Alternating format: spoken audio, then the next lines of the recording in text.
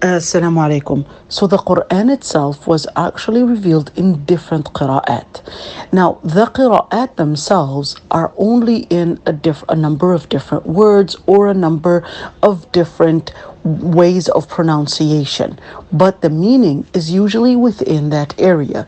Why was that? So different tribes actually spoke differently. So in order to make it easy for them to embrace, the Quran itself was also read in their accent as well. So let's give an example. For you have in Qira'at Hafs, قُلْ أُوحِيَ إِلَيَّ. Now in Qira'at Warsh, for example, قُلُوحِيَ. What did it do? It really took out the Hamza sound. Now, that's when you would have a lot of different qira'at, usually in the Hamza, usually in certain, the Qaf or the Ha, for example, would sometimes be with a tasheel, which is making it easy. You might actually have the Qaf into a Ghain, so it would sound a little different, but the meanings are usually within the same area, and there are 7 qira'at that are mutawatira. What does mutawatira mean?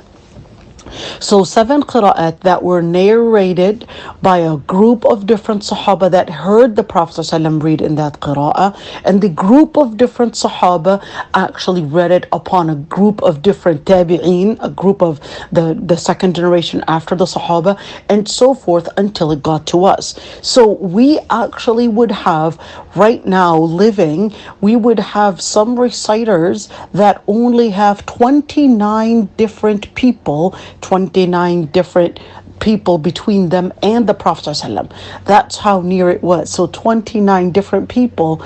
And in other words, this sheikh read it upon another sheikh and another older sheikh, and the older sheikh read it upon an older sheikh, all the way till it got to the chain of narrations up to the Prophet ﷺ. Now, there are 7 qira'at, 7 recitations or 7 qira'at that are mutawatira, meaning that they were recited in a group, with a group that passed it on to another group, that passed it on to another group, that is until today read as mutawatir, read as it is completely authentic, the same exact way that you got riwayat Hafs is the same way that those that read in Qira'at Warsh or Qalun also got it. Now those are actually in just a few words, not many. That's why you would actually have people that would take the ijaza in al-qira'at al-ashr after reading al-Quran or memorizing the Quran.